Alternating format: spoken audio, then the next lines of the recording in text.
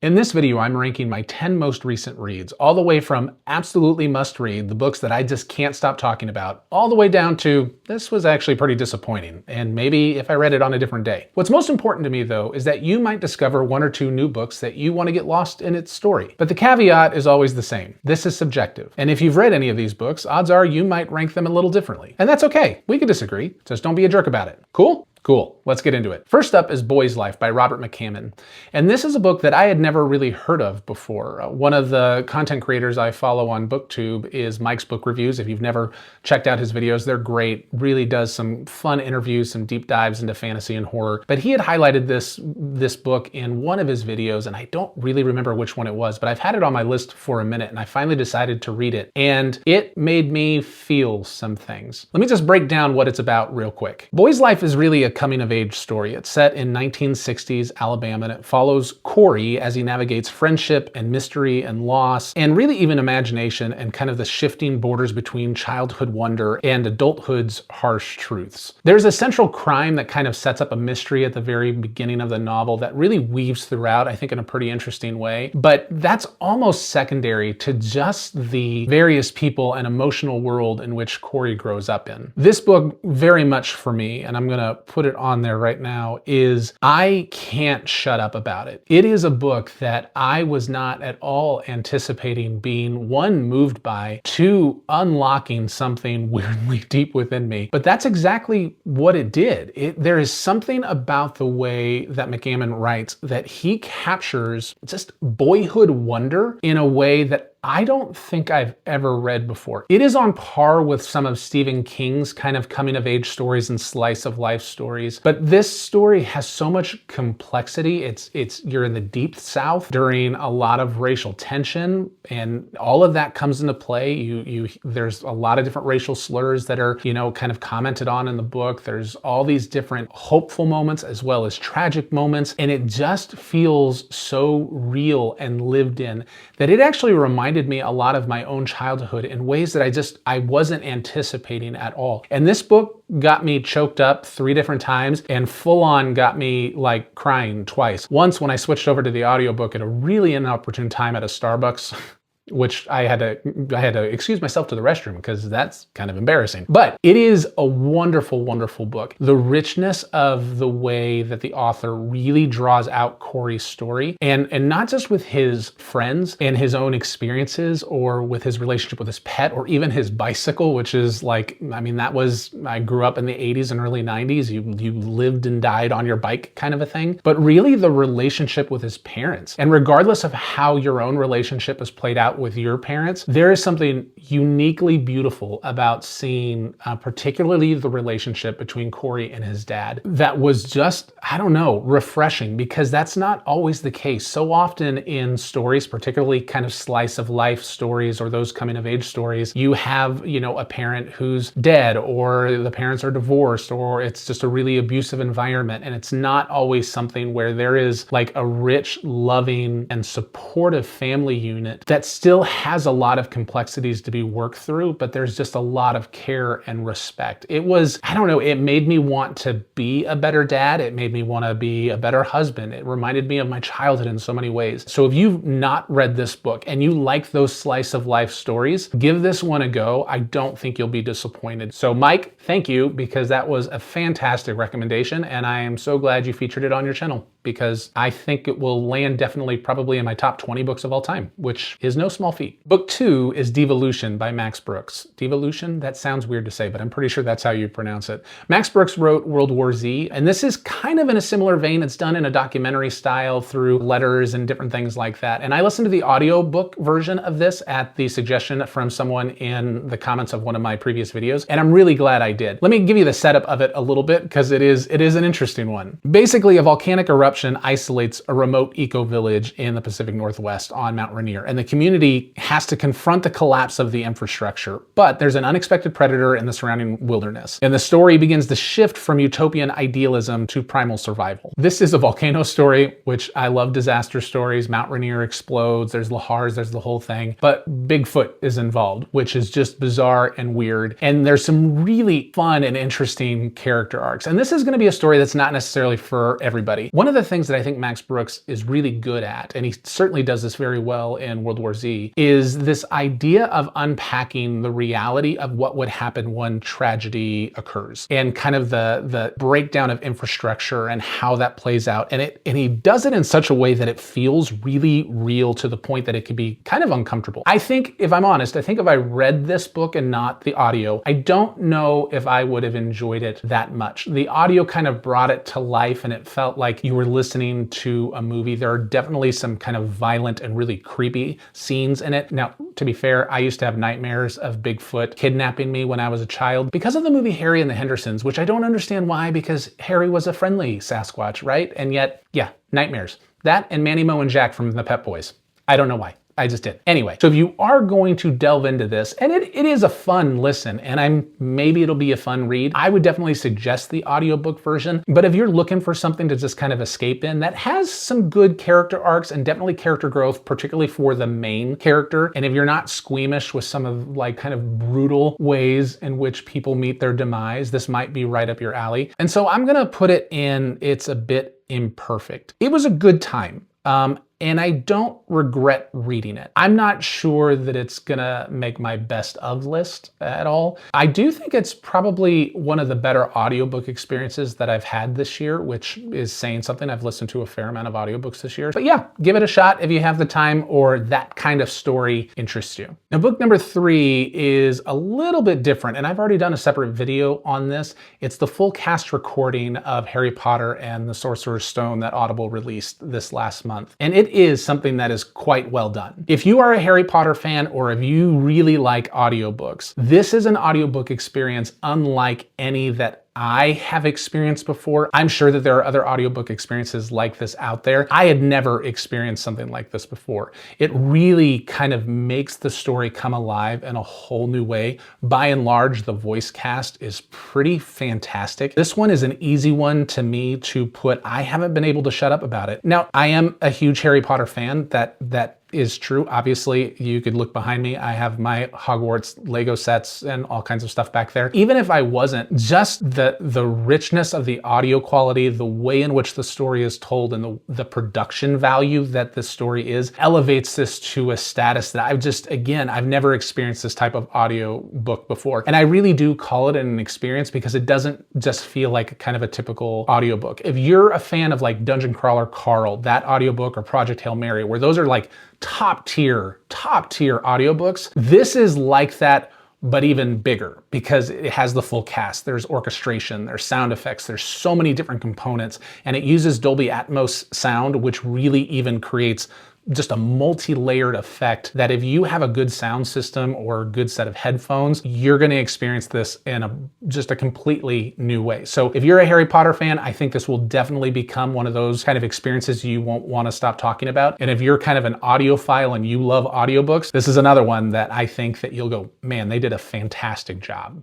Now, a few months ago, I did a video called 10 Books I Never Thought I'd Read, and I had a lot of different reasons why I never thought I'd read them, but I set myself a challenge that by the end of the year, I would read all of these books. And one of these books is A Game of Thrones. And I also did another video for this just recently because there was a lot of kind of hangups that I had going into this, and I really didn't want to read it. I was floored at two things. One, that I actually liked this story, because I went into it thinking, I'm gonna hate this. This is not gonna be something I enjoy in any way, shape, or form. And it was the complete opposite. I am completely hooked. And two, just at the quality and skill of George R.R. Martin's writing. So for me, this has definitely become a book that I have not been able to shut up about. And I don't do kind of book review type or breakdowns of every book I read because I'll do something like this. But that was a book that I just felt like I needed to do a separate video for because I wanted people to understand my own journey and my hangups in getting me to the point to want to read that book, and then just how much I discovered in it. So I won't belabor the point too much in this other to say it is a top tier read for me. And if you have been on the fence about not reading it and just thinking, I'm not going to like this, I'm not going to enjoy it, I'll just simply say this. This is one of the best examples I've ever read of a character-driven story. After A Game of Thrones, I read another one of the books that I never thought I'd read, and that's Love in the Time of Cholera. Love in the Time of Cholera is a decades-long exploration of obsession and longing, marriage, I think aging, memory, and kind of the complicated way that people describe or even define love. This book was one that I was actually really looking forward to because I love 100 Years of Solitude by the same author. But I gotta be really honest, I was pretty let down by this book. And maybe it's just I need to read it on a different day, but I am gonna put this kind of on my bottom tier. It was fine, and I think the author writes in a really beautiful way. His prose, it's one of the reasons I loved 100 Years of Solitude. His prose is always very descriptive and poetic. And I do wonder if there is some that's lost in translation. Like if this was read in Spanish or in another language that has maybe a deeper sense of just language and linguistics in general than sometimes English doesn't always, I wonder if it would read differently. I think my problem ultimately, and again, this is my problem, subjective, right, is the way in which love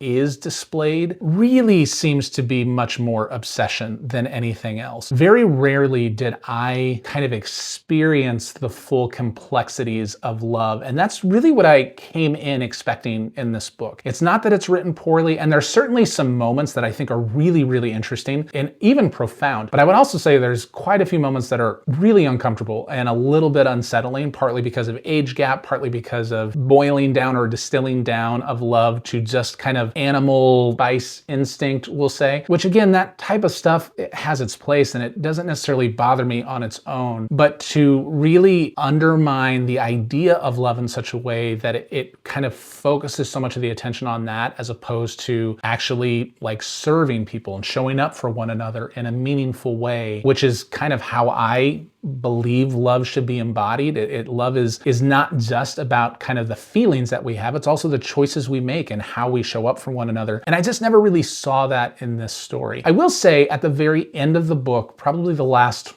60 pages or so, as the primary characters begin to get older and much later in their life, and they're kind of dealing with that age discrepancy and just being older and the things that brings on. There is a very clear and subtle shifting of the idea of what they always assumed love was to really beginning to understand what love really is. But the journey to get there just felt really long and almost purposeless. If you like this book and this is one of your favorites, that's great. Definitely let me know down in the comments, like maybe I'm missing something. Maybe I'm just reading too much into it. Maybe I just have a Western perspective, and that all of that is probably true because we all bring our own experiences and biases to everything we read, right? But this one just, I don't know, it just kind of fell flat for me. And I was really kind of hoping for something a little bit more. And then we get to probably my most anticipated book that I was most looking forward to for this last month. And that's The Strength of the Few by James Islington. Now, I didn't read the first book in the Hierarchy series, The Will of the Many, until earlier this year. So I didn't read it when it came out. But that book, The Will of the Many, very quickly became one of my favorite fantasy reads that I have read in quite a while. I just thought it was really interesting. It was very compelling. There was a lot of audaciousness to it, and how the book ended just caught me by surprise and fascinated me on so many different levels. So the hype for the second book was pretty high. It really widens the scope and raises the stakes as the main character, faces new alliances and new threats, time jumps, there's shifting politics, a world kind of tilting towards chaos, but it's also very much a classic middle book. And because of that, I don't think it lived up to my expectations. And I want to be really clear. This was still a fantastic book, and it was, I think, a bold book and just audacious in a lot of different ways, and it was very compelling. I think the first third of the book was incredible. The various shifting points of view, the carrying on of the narration from the first book into the second book, I thought was masterfully done. The middle of the book felt a little meandering to me, and I think there's a lot of intention behind that. And again, it's that second book energy, right? Like it just has that feel of knowing that it's a middle book. There's going to be a lot of moving pieces to set up for future aspects of the story, which is totally fine. But I think the way in which that happens in the middle portion of the book, I just found my brain wandered a little bit, and I wasn't expecting that. And again, I don't know if this is because of the way it was written in that section, or just because I had such high expectations, it was just kind of nearly impossible to meet those expectations. Then you get to the last third of the book, and it's just straight up chaos. There is an event that happens, and I won't give any spoilers, that caught me so off guard, I literally had to shut the book and I just stared at it for 10 minutes because I didn't know what to do. It was so abrupt and so unceremonious, and just really kicks off the last third of the book in a very understandable way once you get to that point. But I was shocked. And what happens really is a lot of visceral language and description as the story kind of barrels towards its conclusion as you get ready kind of for the third and fourth installment of the books whenever those come out. So by and large, still love the book and really, really enjoyed it. It just didn't live up to the expectations, and so I am putting it in the worth your time category. I definitely think it's worth the read, especially if you enjoyed The Will of the Many. I think you're going to enjoy this book. Maybe just mitigate your expectations a little bit. It's still a great read, and I would definitely recommend it to nearly anyone. So after a lot of kind of heavier stories, I just wanted something light and easy, something maybe to put me in the holiday mood, so I decided to reread The Girl Who Saved Christmas by Matt Haig. And this is just a charming, very Christmassy, warm escapism story. It's a magical Victorian Christmas adventure featuring Amelia, there's Santa, elves, trolls, chimney sweeps, and even Charles Dickens. And as the story blends kind of festive whimsy, but also deals a bit with grief, hope, and belief. It's just a really warm and imaginative story, and it was like a really good palate cleanser because a lot of the books I've read over the past few months have been pretty heavy or pretty dense or just very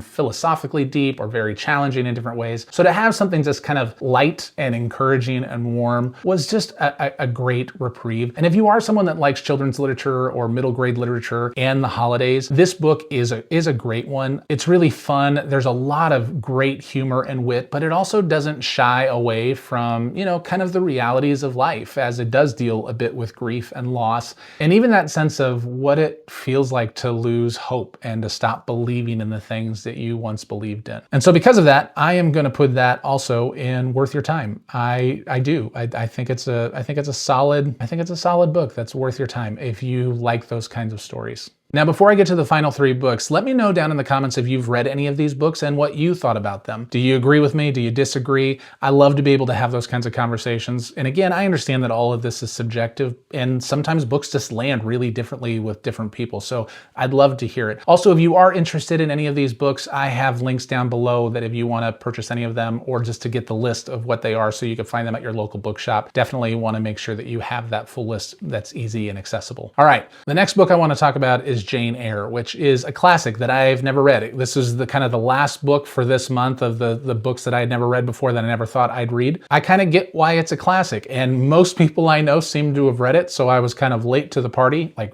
really late to the party. But in case you haven't read it, let me just give you a little bit of a breakdown of what the story is about. I would say this story is really an introspective novel as it follows Jane's story from hardship to independence as she fights for dignity and really moral clarity and just belonging. There's a blend of romance and self-discovery, and really, I would even say quiet rebellion. It is just following the story of Jane's life, and it was surprisingly funny and surprisingly intriguing. I wasn't expecting to be that vested in the story, if I'm honest. Not because I don't like older literature or classic literature. I really do. I love kind of the almost romantic way that authors of the past write. And there is this beautiful kind of prose that I think exists in this story as the story of Jane's life unfolds. I feel like this book would have been very ahead of its time when it was released, because some of the themes that exist in this story are still really relevant today. And I think that's probably why it's still resonates so well with so many readers, even in this century. Because of that, this is another book that I am going to put in worth your time. If you've never read it, or maybe you read it when you were younger and in high school or in college, I would give this a reread. I think there's a lot more depth in this story than a lot of people maybe remember, or certainly I didn't even realize that there was going to be as much depth. So if you've never read it, you're gonna find some stuff in here. If some of the more romantic stories that exist today were written in the vein of how Jane Eyre or Pride and Prejudice was written, I would probably read more of them. Romance is never kind of my biggest genre, and I wouldn't say Jane Eyre is a romance novel. There is definitely a romance through line, but just the way in which the dialogue and the way it's written is really just beautiful and captivating. And I'm like, man, I wish I spoke more like this, or I wish I wrote letters like this. There's something, I don't know, just really captivating about that I found really compelling and just really enjoyable. My second to last book is Anxious People by Frederick Bachman. And I have a friend of mine who has been telling me for months, you need to read more Frederick Bachman. I really think you'd enjoy him. And I've only read one of his books, and it's a short novella that is it's just a beautiful novella called And Every Morning the Way Home Gets Longer and Longer. So I was really glad that I was able to pick up Anxious People from the library, because I've heard a lot of different people kind of talk about this book. Anxious People takes place during an unusual hostage situation. A group of strangers' lives really intersect in ways that reveal their insecurities, their hopes, griefs, secrets, and I think just their humanity. There's a lot of humor, heart, and philosophical insight throughout. This is a book that made me laugh out loud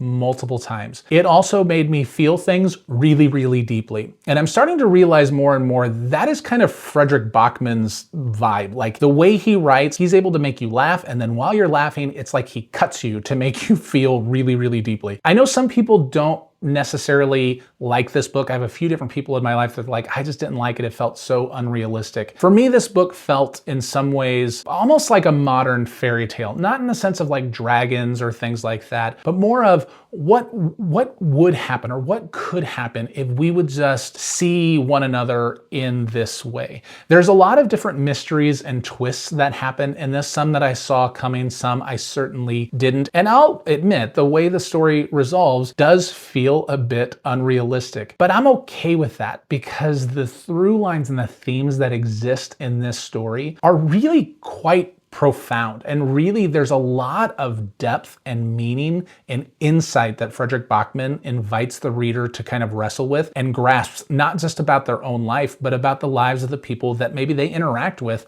on a daily basis. So for me, this is definitely a book that I couldn't decide. Honestly, I kept going back and forth between I can't shut up about it or worth your time. And I'm really gonna put it in the can't shut up about it. And maybe it's because of the season of life that I'm in. Maybe it's because I do generally struggle with anxiety from time to time. It's something I've dealt with my whole life. And so there's kind of the themes that it speaks to, it feels like it speaks just to me. But I think the reason this is a book that I can't shut up about, that I could see myself very easily giving this and gifting this to many different people, is because of just the core lessons of what it means to take the time to see one another in a different way. That even though we might come across as unlikable or broken, and many of these characters, that is how they come off until you really start to understand what's underneath it, and that compassion just begins to grow. So any book that I think invites anyone to begin to just be a little bit more curious about the people around them, or even about themselves, to kind of build that compassion, I just think is a worthwhile read. And this book is really accessible, and again, so funny. If you've never read Anxious People, I'm a fan. I think I'm a big fan of Frederick Bachman now. I just want to continue to read every one of his books. And that's not always the case after only reading 2 books of a particular author. So I'm pretty excited because I'm going to be reading Beartown in January, because I want to keep reading Bachman's writing. And then my last book is King Sorrow by Joe Hill. And I had heard a lot about this book leading up to its publication, and I kept going back and forth. Is this something that I want to read? It didn't sound super interesting to me. It sounded actually pretty convoluted to me anytime I would hear someone talk about it. But then I heard the brothers Gwynn talk about it. And if you don't know who the brothers Gwynn are, definitely check out their YouTube channel. They're 2 brothers. They have some really fun kind of banter and conversation back and forth about books, not just about fantasy. They actually have a lot of really good insights and great recommendations on historical fiction, which is something that I'm trying to kind of just learn more about. But they read this book and they highly recommended it. And I was like, you know what? They haven't led me wrong yet. So I'm going to pick this one up and give it a read. And I'm really glad I did, because this book is unlike any book that I have read. And I don't want to be hyperbolic here, but I don't know how else to explain it. So I'm going to do my best just to give you a summary real quick. King Sorrow is essentially a decade-spanning narrative about a group of friends that are tied together by a mysterious and dangerous bargain that they've made. The story blends horror and fantasy and legend and literary introspection as characters kind of confront their own trauma and brokenness and destiny, and I think ultimately the hope of redemption. This book has almost left me at a loss for words because I don't even know fully how to classify it. What Joe Hill does in this book is pretty bold. It almost feels like this is multiple novellas with the same characters that are all interwoven in one big book. And this is a chunky boy. This is over 800 pages. It never felt like it was over 800 pages. And part of that is because Joe Hill writes a lot of dialogue, and so that just naturally reads more quickly. But then the way in which the story kind of progresses and evolves, it just continues to pull you faster and faster. You have components of mystery. You definitely have components of horror. There are interesting components of fantasy. There is this underlying thing of Arthurian legend throughout. And one of the other things that I loved is that this feels like a story for people who love stories and just hold literature of all kinds in high regard. Because there are elements of classic literature in this, there are elements of historical fiction in this. He blends so many different things and does it really well. I see some people say that they thought this book was boring and all over the place.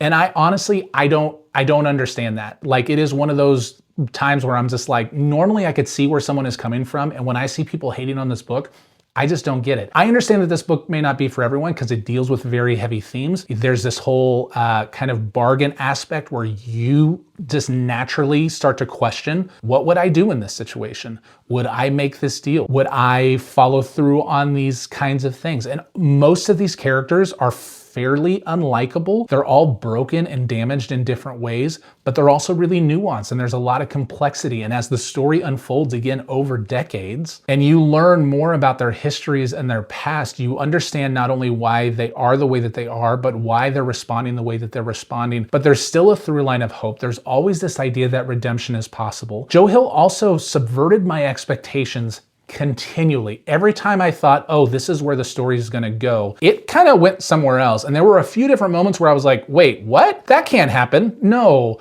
I don't want that to happen. But it still happened. There's just so much richness in this story. Again, I don't know how he did it. It feels like someone who has the skills to be an amazing author, which he is, but decided to go, I'm gonna write whatever I want. I don't care about the rules. And the book is better for it. It's got a ton of humor. It's got a ton of heart. It's got a ton of things that are gonna make you uncomfortable and just the realities of the darkness that can exist in humanity. There's a lot of kind of deep philosophical thought. There's interesting thoughts about religion and how people view religion or how people weaponize religion. There are elements of found family and the importance of finding kind of those people that support you, but also recognizing that sometimes the people you think are your found family are the very ones that are holding you back and holding you down. There are echoes of just because you came from one situation or life or family, that doesn't mean that has to be how your story plays out. There is so much in this story. I'm so glad that I took the suggestion from the Brothers Gwyn to read this book because I don't regret it one bit. And because of that, I am definitely putting this in the can't shut up about it. I haven't been able to shut up about it these past few days.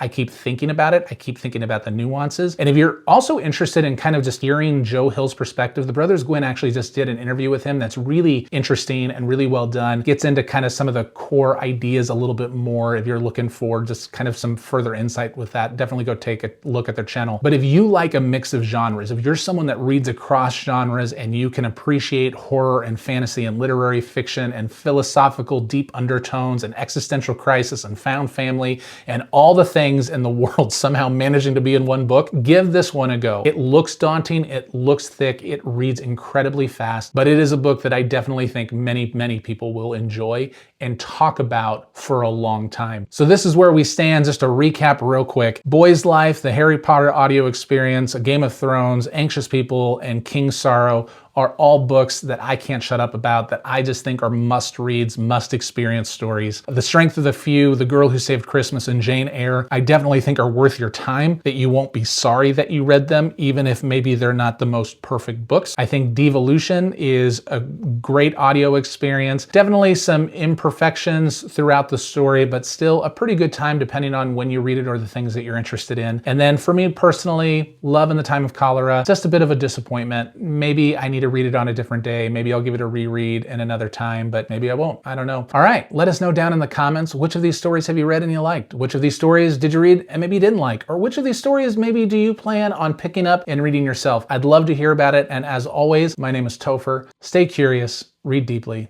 and I'll see you in the library.